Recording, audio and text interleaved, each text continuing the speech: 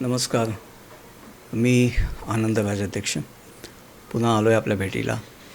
आज आपण बोलणार आहोत हे हिंडेनबर्गचं जे काय प्रकरण झालं त्याबद्दल बोलणार आहोत.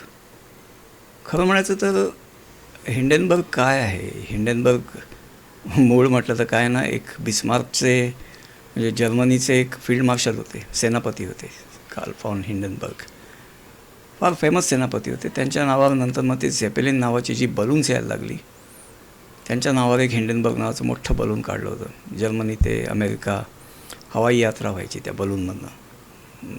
झेपेलिन म्हणून ते वेगळ्या तऱ्हेचं बलून असं, सिगारच्या आकाराचं असं बलून. ते हिंडेनबर्ग जे होतं ते एकदा शेवटची त्याची फ्लाईट जी होती ते उड्डाणतळावरच उडायच्या झेप घ्यायच्या आधीच ते जळून खाक झालं आणि त्याच्यात काही पॅसेंजर्स वगैरेसुद्धा मेले. आता हे जे भारतात हिंडेनबर्ग रिसर्च नावाच्या ज्या अमेरिकन कंपनीने धुमाकूळ घातला आहे म्हणजे काय करताय तो अक्षरशः. ते खरं म्हटलं तर राहुल गांधी आणि त्यांचे बगलबच्चे किंवा सोरोस आणि कंपनी आणि किंवा CIA आणि कंपनी यांचे म्हणजे भारत विखंडन भारत विरोधी शक्ती ज्या आहेत त्यांचं कळसूत्री बावलं म्हणजे राहुल गांधी. आणि त्यांचे म्हणजे ती काय म्हणतात तशी पपेट्सची MLA माहिती, मल्टी लेवल मार्केटिंग. ते एक कळसूत्री बावलं, त्यांचे आणखीन कळसूत्री बावले सगळे ते सोरोस जसे दोऱ्या हलवेल तसे नाचतात. ठीक आहे. तर ते काय आधी त्यांनी केलं होतं की म्हणे त्यांचा रिसर्च होता. पण ही कंपनी मुळात काय, ती खरं तर ना मार्केटमध्ये शेअर शॉर्ट म्हणजे काय, शेअर एखाद्या कंपनीची म्हणजे मार्केटमध्ये काहीतरी अफवा पसरवायची, काहीतरी बातमी म्हणून पसरवायची, त्याच्या पाठी काही स्टॅटिस्टिक्स वगैरे द्यायचं. ते मागाहून खोटं ठरलं तरी कोणाला परवा, त्याचं काही त्यांना नसतंच. ते त्या कंपनीचे किंवा काय असे शेअर पडले की ते स्वस्ताच्या भावात, त्या पडलेल्या भावात उचलायचे, मागाहून पुन्हा ती कंपनी वर येतेच. त्या कंपनीमध्ये जर म्हणतात असे बेसिक त्याच्यात ताकद असेल तर ती कंपनी वर येतेच. ती आली की ते शेअर मग तगड्या भावात विकायचे. मधला जो हे असतो नफा, ती त्यांची कमाई. आणि हे त्या कंपनीचं रेप्युटेशन. त्यांनी एकदा अदानीवर गेल्या वेळी हल्ला केलाच होता. केवढं गाजवलं होतं ते. शेअर पडले, पुन्हा उसळले. दुर्दैवाने माझ्याकडे पैसा नाही हो, नाही तर 2-3 लाख रुपये मी पण कमावले असते, कारण मला कॉन्फिडन्स होता की ते शेअर वर येणार आणि लोकांनी कमावले. ठीक आहे, असो, चांगले कमावले लोकांनी.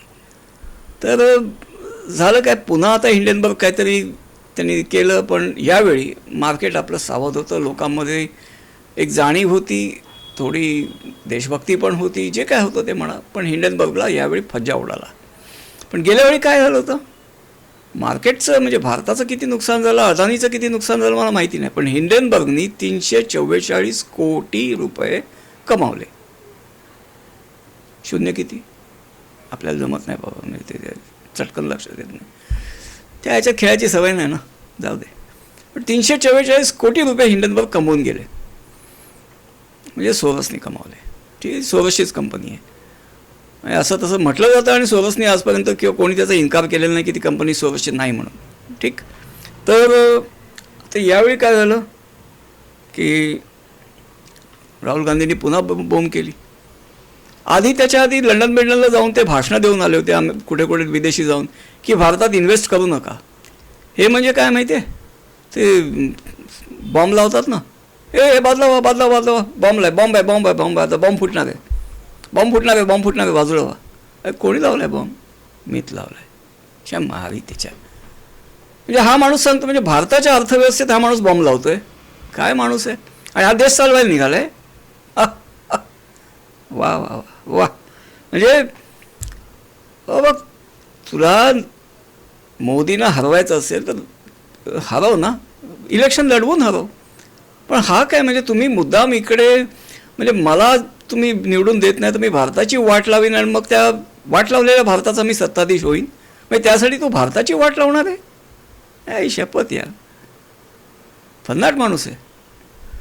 असो, तर ह्यावेळी सुद्धा त्यांनी ते करायचा प्रयत्न केला. त्यावेळी हिंडेनबर्ग पाडलं गेलं. म्हणजे लोकांनी काय त्याच्यावर विश्वास ठेवला नाही, इंडियन बकची फटफटीची झाली. पण मला याच्यात एक विचार असं वाटतं की हे असं का करतायत. म्हणजे काय की सोरसनी यांच्यावर जो पैसा लावला काय त्याला जमलं नाही ते रॉकेट पुन्हा लॉन्च करायला. ते रॉकेट फेलच गेलं. द रॉकेट राहुल नावाचं बाटलीतलं रॉकेट पडलं खाली. पण हे म्हणजे काय, कशासाठी करतायत हे. म्हणजे $1 बिलियन वगैरे ते घालणार होते. तर म्हणजे काय सांगायचं ते. आता माझा पैसा दे, म्हणजे फुकट गेला पैसा, कामाला आला नाही तर माझे पैसे वापस दे. मग हे भारताचं नुकसान करून, भारतीय कॉमन इन्व्हेस्टर्सचं, सामान्य भारतीयाचं ज्यांनी शेअर मार्केटमध्ये पैसे लावले आहेत त्याचं नुकसान करून राहुल गांधी सोरसची भरपाई करतात का. कारण शेअर पडले की ते घेणार, नुसतेच पडून राहिले तर शेअर तो डबल नुकसान असतं. त्यामुळे हे पाडणार असेच शेअर्स जे पुन्हा उसळायची गॅरंटी आहे. त्यांना स्वतःला गॅरंटी आहे की हे शेअर पुन्हा उसळणार आहे. ती कंपनी त्यांना डिस्ट्रॉय करायची नाही आहे, नाहीतर त्यांचा काय फायदा नाही त्याच्यात. ठीक आहे. तर अशी कंपनीचे शेअर्स हे करणार की जे पुन्हा उसळणार आहेत. म्हणजे हे शेअर पाडणार, त्यात नुकसान कोणाचं. तुमचं माझं म्हणत नाही मी, कारण माझ्याकडे शेअर नाहीत हो, मी गरीब माणूस आहे. फार दुर्दैव आहे ते आहे. तर तुमचंच नुकसान आहे त्याच्यात. आणि करतोय कोण, राहुल गांधी नाही का. म्हणजे ते शेअर पुन्हा सोरस, आज तुमचे शेअर, तुमचं नुकसान करून ते पडलेले शेअर्स सोरस विकत घेणार, म्हणजे हिंडनबर्ग विकत घेणार किंवा त्यांचे बगलबच्चे जे कोण असतील ते विकत घेणार आणि पुन्हा मार्केट उसळलं की पुन्हा ते शेअर्स विकणार. म्हणजे ती जी काय कमाई, आता यावेळेस गेल्या वेळेला 344 कोटी होते, यावेळेला 3440 कोटी कमवायची त्यांचा इरादा असेल. पण हे म्हणजे काय की सोरसची बुडालेली इन्व्हेस्टमेंट जी आहे, जी राहुल गांधी नावाच्या माणसावर केलेली इन्व्हेस्टमेंट जी बुडाली आहे, ती रिकवर करण्यासाठी राहुल गांधी भारताचं नुकसान करतायत. म्हणजे हा माझा कयास आहे, लॉजिकल वाटतोय म्हणून मांडलेला आहे. बघा तुम्हाला पटतोय का. आणि पटत असेल ना तर प्लीज हा व्हिडिओ मग जास्तीत जास्त शेअर करा. आणि हो, चॅनल नवीनच आहे, हा मला वाटतं 3राच व्हिडिओ आहे. तर पहिल्यांदाच आला असाल तर चॅनलला सबस्क्राईब करा. तेवढंच माझ्या थोडंसं नाही ते चकटफू आहे, तुम्हाला त्याच्यात काय पैसा लागत नाही फोक, पण माझा थोडा चॅनल ग्रो करण्यामध्ये थोडा फायदा होऊ शकतो.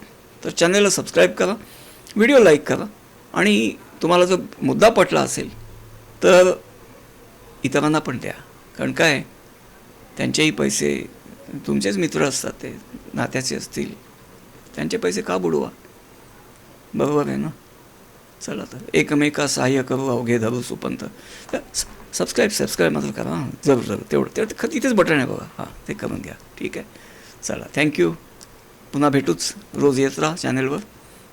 सबस्क्राईब केलं तर तुम्हाला व्हिडिओचं नोटिफिकेशन येईल, तर तुम्ही ते बघू शकाल.